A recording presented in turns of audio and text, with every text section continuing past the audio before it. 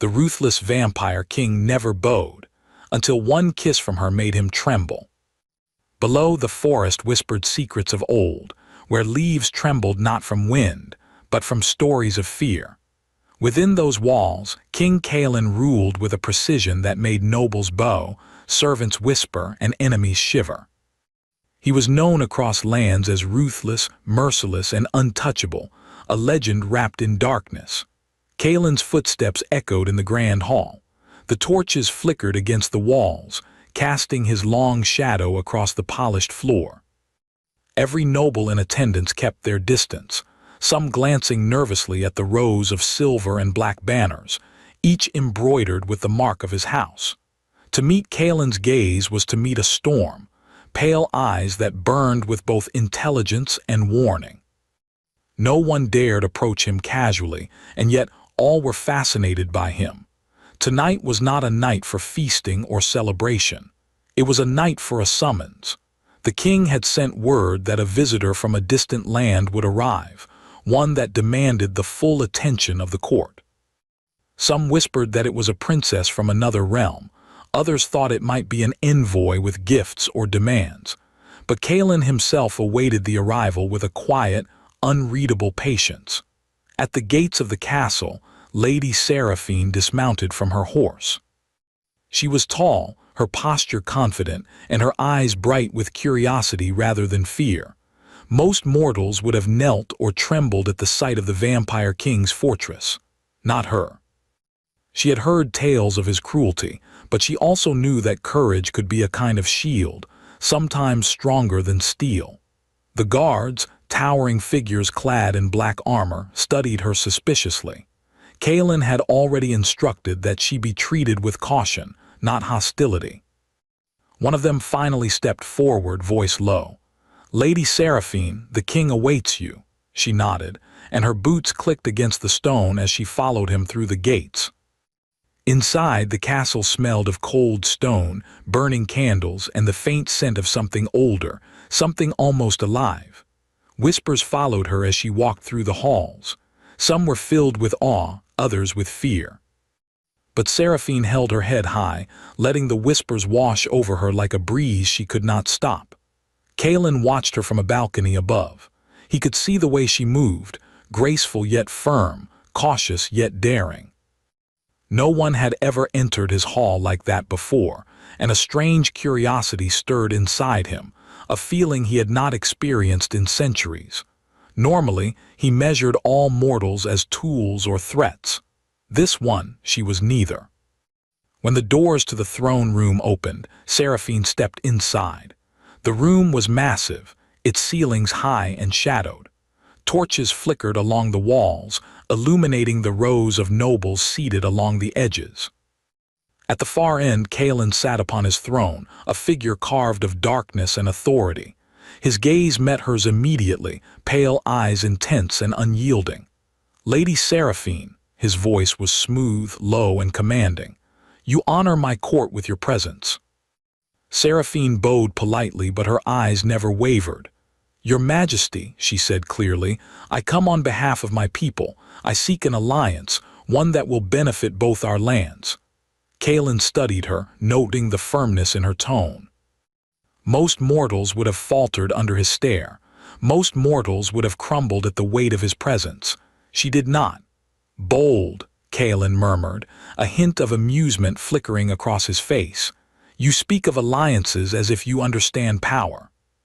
"Tell me, Lady Seraphine, do you know what it costs to trust in me?" "I trust in truth, not fear," she replied softly. Her words hung in the air, clear and unafraid. The nobles shifted uncomfortably, but Kaelin leaned back, his expression thoughtful. He stood, moving down the steps of the throne slowly, his movements precise, almost predatory. He stopped just a few feet from her. The tension between them was sharp, like steel against steel. "Very well," he said finally. "Let us see if your courage matches your words." The court watched silently as Kaelin dismissed the nobles, leaving only Seraphine and his closest guards. The room seemed to shrink, shadows gathering like dark clouds. Kaelin gestured toward the garden doors, which led to a secluded courtyard, hidden from view of the castle. "Walk with me," he said. Seraphine followed, stepping into the moonlight. The garden was alive with night-blooming flowers, their pale petals almost glowing in the silver light. The air smelled faintly of roses and dew, and the night was so still that even the smallest sound seemed loud. Kaelin paused near a fountain, the water shimmering as it caught the moon. "You are not afraid," he said quietly, almost a whisper. "Why is that?" Seraphine looked at him evenly. "Because I have seen fear, and it is not always weakness. Sometimes it is clarity." Kaelin's lips curved in a faint smile, more a shadow than warmth. Clarity, perhaps, or perhaps foolishness. He stepped closer, his presence overwhelming. Seraphine felt her heartbeat quicken, but she did not step back. For a moment, silence passed between them, filled only by the gentle gurgle of the fountain and the rustling of the night. Then Kaelin spoke again, softer this time. "Most mortals break before me. You do not. That is what makes you dangerous and interesting." Seraphine's eyes met his. "Dangerous is relative," she said. "To whom?" Kaelin's smile vanished. For a fleeting moment she saw something behind his eyes, an old pain, a shadow of loss that no mortal could understand. Then he composed himself, the mask of the king returning. "You are clever," he said finally, "and clever mortals often find themselves in trouble." Before Seraphine could answer, a sudden commotion erupted from the castle. Guards shouted, and the echoes of steel clashing against steel rang through the night. Kaelin's eyes narrowed. "Trouble finds me even in moments of peace," he muttered. He gestured to Seraphine. "Stay here," but she did not move. "I will not hide while you fight," she said firmly. Kaelin studied her, weighing the danger she was willing to face. He saw in her a courage that mirrored his own, a willingness to face what others fled from. For the first time in centuries, he considered allowing a mortal to witness his power, not merely fear it. The battle was brief, though intense. A noble from the court, greedy for influence, had attempted an ambush, thinking to humiliate Kaelin and seize favor. Seraphine's quick thinking, a sharp warning shouted at the right moment, saved the king from a strike that could have ended him. Afterward, the castle was still once more. Kaelin looked at her, his expression unreadable. "You could have died," he said. "And yet I did not," Seraphine replied, her voice steady. "Perhaps that matters more than the risk itself." Kaelin's pale eyes lingered on her, and for the first time a thought crossed his mind that frightened him. He felt something uncharacteristic for a king, a vampire, a ruler of darkness. He felt admiration. And not the admiration of a ruler for a subject, but something closer to longing. The night deepened, and Seraphine knew it was time to return to her chambers. Kaelin walked with her to the castle gates, his presence looming, yet protective. "You should rest," he said quietly, a hint of something softer in his tone. "Tomorrow the court will challenge you again, but tonight consider yourself safe." Seraphine inclined her head. "Thank you, Your Majesty, for this and for your trust." Kaelin's lips twitched in a faint, almost imperceptible smile. "Trust is a dangerous thing, but perhaps you will teach me its value." As she rode back through the moonlit forest, Seraphine could not shake the feeling that something had shifted within the king. And Kaelin, standing in the shadowed garden, felt a strange restlessness in his chest, a stirring of emotions long buried beneath centuries of darkness. Neither of them spoke of it aloud. But the first threads of a connection had formed, fragile as the light on the black stone of the castle walls, and both knew that nothing in their world, neither blood, nor power, nor curse, would ever let them forget this night. The court would test them. The shadows would watch. And the vampire king, who had never bent before any force, mortal or immortal, would soon learn that some powers could not be controlled by fear alone. And as Kaelin watched the moon sink behind the castle towers, he whispered to the night almost to himself, "Perhaps she is the one who will make me tremble." The castle seemed quieter now, yet the silence was heavy, filled with shadows that moved as if alive.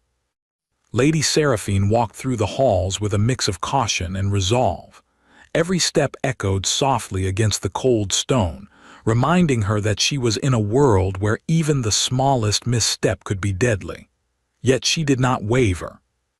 Kaelin had called for her once more, requesting her presence in a private part of the castle, a wing seldom visited, filled with corridors winding like a labyrinth and rooms long abandoned. The air smelled faintly of old books and dust, a mix that seemed almost sacred. Seraphine's heart beat faster, not from fear but anticipation. She did not know what awaited her, but she felt it would be a moment that mattered. When she entered the chamber Kaelin had prepared, the room was bathed in the soft glow of moonlight pouring through a tall arched window. A fountain murmured quietly in one corner, surrounded by potted night-blooming flowers whose fragrance was delicate yet strong. Kaelin stood near the window, his pale features sharp against the shadows. "You came," he said, voice low but firm. "I always come when you summon me," she replied. Her gaze swept the room. It was beautiful, serene almost, but she could sense the underlying tension. It was not a place meant for leisure, it was a place for truth. Kaelin's eyes followed hers, and for a moment the world seemed to narrow around them. He stepped closer, the soft rustle of his cloak echoing. "You have courage," he said quietly. "Most would tremble in my presence. But you stand as if the darkness itself cannot touch you." Seraphine met his gaze steadily. "I do not fear the darkness, I fear what it hides, and sometimes the courage to face it is what matters most." Kaelin considered her words. There was wisdom in her tone, a rare understanding that mortals seldom possessed. But more than that, there was something unspoken, something he could not yet name, that stirred within him. "Do you understand," he said slowly, "what it means to be bound by a curse?" Seraphine tilted her head slightly. "A curse?" "Yes," Kaelin said, his voice a shadow of its usual strength. "One that has followed my family for centuries. Love is dangerous for me. To surrender fully, even for a moment, risks everything. Pain, despair, loss. Mortals cannot comprehend it." Seraphine stepped closer, though cautiously. "Then perhaps it is not love you fear, but what it will do to those you care for." Kaelin's lips pressed into a thin line, and for the first time his expression faltered. "Perhaps you are correct," he admitted softly. The honesty startled him. He had not spoken like this to anyone, not in centuries. Mortals could not understand, and immortals had long since retreated into their own pain. Yet here she was, seeing the truth in him, unafraid. Days passed, and Seraphine continued to navigate the castle with a mixture of purpose and caution. The court watched her closely. Rumors began to stir among the nobles. Some said she was a spy. Others whispered that she had bewitched the king with mere presence. Kaelin ignored them all, but he observed every glance, every word, noting how she responded to challenges, how she met fear with resolve. One night, Kaelin led her through the castle to a hidden garden under the moonlight. The air was crisp, and the flowers glimmered with dew. A gentle mist drifted along the paths, giving the place an ethereal feel.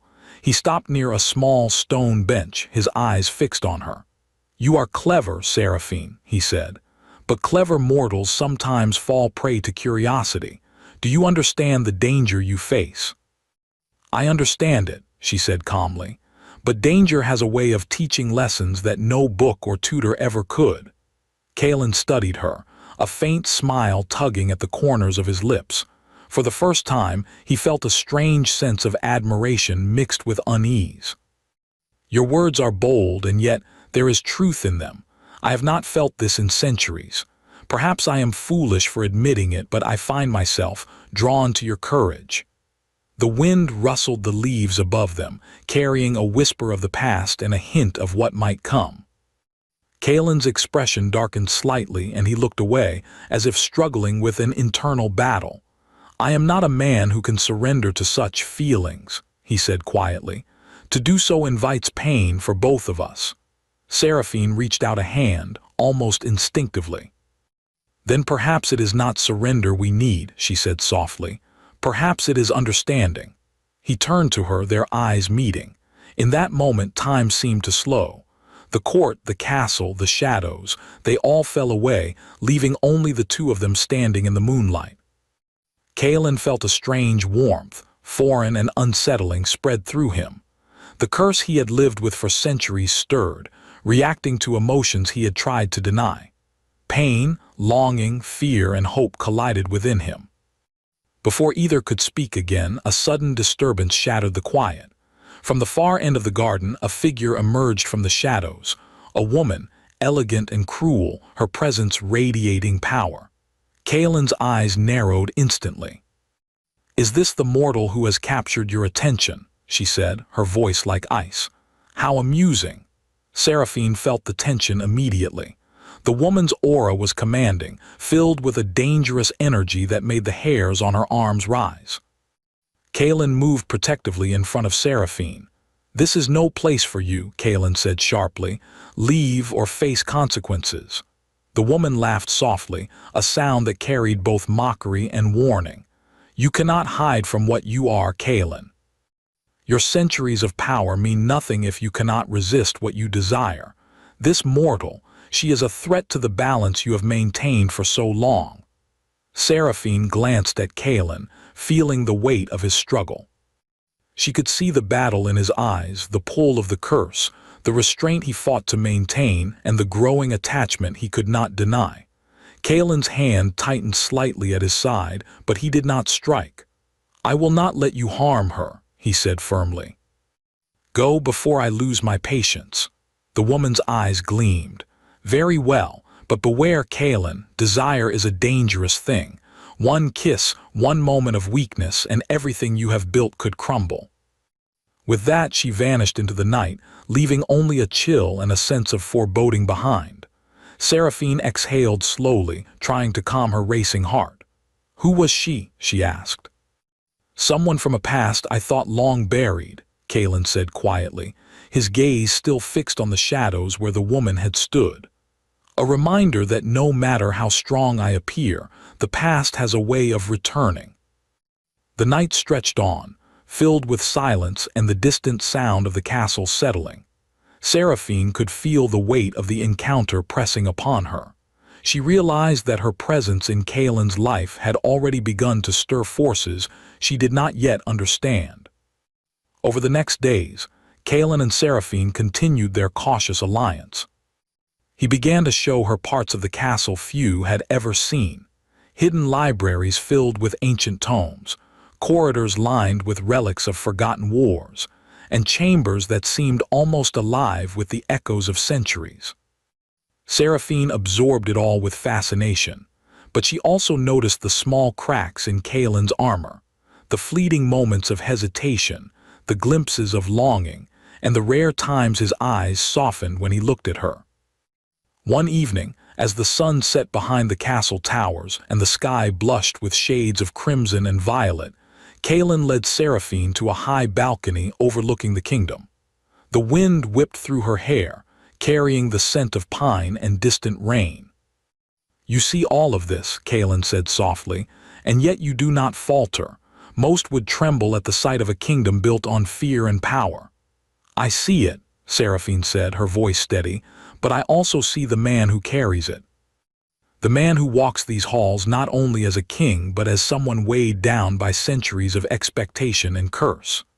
Kalen's eyes searched hers, and for a long moment neither spoke. Then, almost unconsciously, he stepped closer. The space between them seemed to pulse with unspoken emotion. "Seraphine," he said, voice low, "you do not know what you risk by staying near me. The danger is not only to you, it is to your heart, and to mine." She reached out, placing a hand gently on his arm. "I understand the risk," she said, "but some things are worth the danger. Some connections are worth facing the night itself." Kalen looked down at her, the centuries of his isolation pressing heavily against the stirrings of something he could no longer deny. His curse throbbed within him, reacting to the closeness, to the courage, to the warmth she offered. Pain and longing collided, yet beneath it all, there was a strange sense of hope he had not felt in a millennium. Before the moment could evolve further, a distant horn sounded, a signal from the court. Intrigue, plots, and betrayals were stirring again. Kaelin's expression hardened, the king returning to the surface of the man beneath the curse. Seraphine understood immediately. The night was far from over, and the battles, both of power and of emotion, were only beginning. Kaelin turned his gaze to the horizon, the first flickers of moonlight glinting against the distant mountains. "Stay close," he said quietly, almost a command, almost a plea. "The court will test you, and I may not be able to protect you if I lose control." Seraphine nodded, a mixture of fear and determination in her eyes. "Then we face it together." Kaelin's lips curved in the faintest shadow of a smile, and for the first time he allowed himself a small hope, that perhaps even a king bound by darkness could find light in the courage of one mortal woman. The night had grown darker, heavier than any before. Storm clouds gathered over the castle, and a cold wind whispered through the stone corridors as if carrying warnings from the past. Kaelin stood atop the highest tower looking out over his kingdom, every shadow and corner known to him, yet tonight it seemed different, alive, restless, and waiting. Seraphine approached quietly, her steps measured against the echo of the wind. She felt the tension in Kaelin, the weight of centuries pressing down on him, and yet beneath that something new stirred. Hope, longing, something that could be dangerous if mismanaged, yet also powerful beyond imagining. Kaelin did not speak immediately. He only watched her, eyes pale and unreadable in the stormlight. Finally, he said, "The past does not forgive easily. You have seen glimpses, but you do not yet understand the full danger that awaits. The vampire queen, she will return." Seraphine nodded, stepping closer. "I understand the risk, and yet I choose to stand by you. I am not afraid, not when I see what you fight against." Kaelin's gaze softened for a moment, and she noticed a flicker of vulnerability, an emotion he had kept hidden for centuries. The wind tugged at his cloak, making him look more like a shadow of the night than a man, yet she did not falter. Before either could move further, a sound shattered the stillness. A ripple of movement, soft yet deliberate, like a predator moving in the dark. The vampire queen emerged, her presence radiating power, her eyes like ice. "You think you can escape the past, Kaelin," she said, voice sharp and cold. "You cannot. This mortal, she has no idea what she faces, and your heart is not yours to control." Kaelin stepped in front of Seraphine, his form tall, commanding, unyielding. "Leave, or I will ensure you cannot harm her," he said, voice low but edged with steel. The queen's lips curled into a faint smile. "You cannot protect her from what you are. One kiss, one moment of weakness, and everything you have built, everything you have controlled, will crumble. She will be your undoing." Seraphine's heart pounded. She could feel the power emanating from the queen, but she did not step back. Instead, she looked at Kaelin, steady and unwavering. "I will not run," she said. "If danger is here, we face it together." Kaelin felt a surge of emotion, dangerous and unfamiliar. The curse within him, which had always kept love at bay, stirred violently, responding to her courage, her presence, her defiance. Pain mingled with longing, restraint with desire. He had fought it for centuries, but now it demanded attention. The queen moved forward, swift and graceful, and the first clash began, not just of strength but of will. Kaelin's eyes glowed faintly in the dark, a reflection of the power he wielded, yet restrained by the mortal courage beside him. Seraphine, though mortal, stayed close, her mind alert, her senses sharp. She had learned from him, from the castle, from the nights of shadow and moonlight. She knew that courage could be as strong as any weapon. The vampire queen struck, her movements precise and deadly.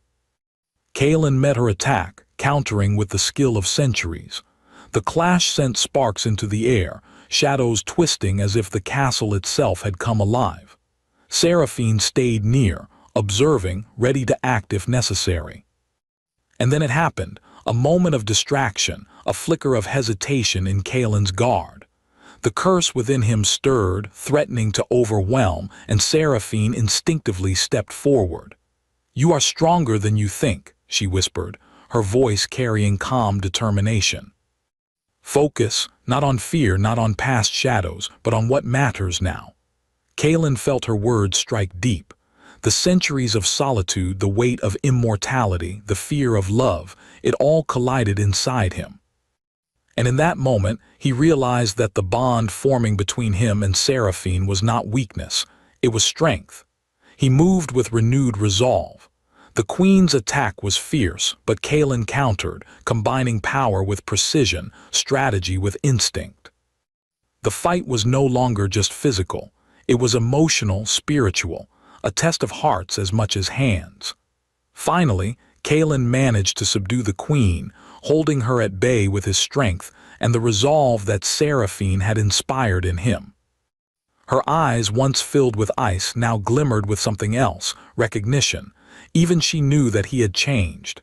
"You have changed," she said, voice almost reluctant. "This mortal has altered you." Kaelin looked at Seraphine, standing tall despite the danger, and for the first time in centuries he allowed himself to feel, not control, not hide, not restrain, but to feel. The curse throbbed within him, but her presence, her courage, her heart offered a chance to confront it fully. "Stay close," he said softly, taking her hand. "Do not let the night frighten you. Not now."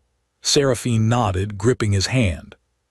She could feel the power thrumming beneath his skin, the restraint, the longing, the danger, but also the love, fragile yet undeniable. Then, as the storm outside broke into a chorus of wind and rain, Kaelin leaned closer, their faces mere inches apart. Time seemed to suspend. The curse within him pulsed violently, threatening to destroy control, and yet he felt that if he gave in, not to weakness but to truth, he could break it. He closed the distance, and Seraphine met him halfway. One kiss, gentle, defiant, full of courage and trust, bridged the gap between mortal and immortal, fear and hope, past and future. The moment was electric. The curse, centuries old, reacted not with destruction but with release. Kaelin trembled, a shiver running through him as the weight of centuries lifted slightly, replaced by something he had never thought possible: human emotion, trust, and love. Pain and longing transformed into connection, fear into understanding. The Vampire Queen, witnessing the moment, recoiled. She understood that her threat had failed. Power alone could not undo what had begun with a kiss born of courage, loyalty, and trust. Kaelin pulled back slightly, eyes searching Seraphine's, the first real vulnerability showing. You have changed me," he admitted, voice low and full of awe. "I never thought it possible." Seraphine smiled, gently resting her hand against his cheek. "And you have given me courage," she said, "to face the night, the danger, and even the impossible. Together we are stronger than any curse or shadow." For a long moment they stood in the rain and moonlight, the storm around them matching the storm within. And yet, despite the darkness, there was peace. A beginning. A possibility that neither had dared to dream of. The castle itself seemed to breathe with relief, shadows retreating into corners, wind settling into calm. Kaelin and Seraphine descended together, walking through the halls where whispers once carried fear. Now, their steps echoed with determination and shared purpose. The court would still watch, still test them, still whisper and scheme. But the bond formed that night was stronger than any fear, more enduring than any power. Kaelin's centuries of solitude had met a courage that matched him, and in that meeting both were transformed. The Vampire Queen was gone for now, but her warning lingered. Kaelin understood that challenges would come again. Yet he also understood that with Seraphine by his side, no darkness could break them. He had learned that love, even against curses and shadows, could be a force stronger than fear itself. As dawn broke, faint light brushing the black towers with soft hues of silver and rose, Kaelin and Seraphine stood together on the balcony. The kingdom stretched before them, vast, quiet, and waiting. And in the quiet, Kalen allowed himself a thought he had never dared before. Perhaps this mortal woman was more than a companion. Perhaps she was the key to his redemption, his future, and the life he had once thought impossible. Seraphine looked out at the horizon, feeling the weight of the night's events and the promise of what was to come. "We have survived the night," she said softly. "And we will survive what comes next," Kalen replied, his hand finding hers once more. Together. For the first time in centuries, the Vampire King felt not the cold pull of immortality alone, but the warmth of something alive, something fragile and yet unbreakable. Love, courage, and trust had met in a single moment, and the world, even in shadow, seemed wider, brighter, and full of possibility.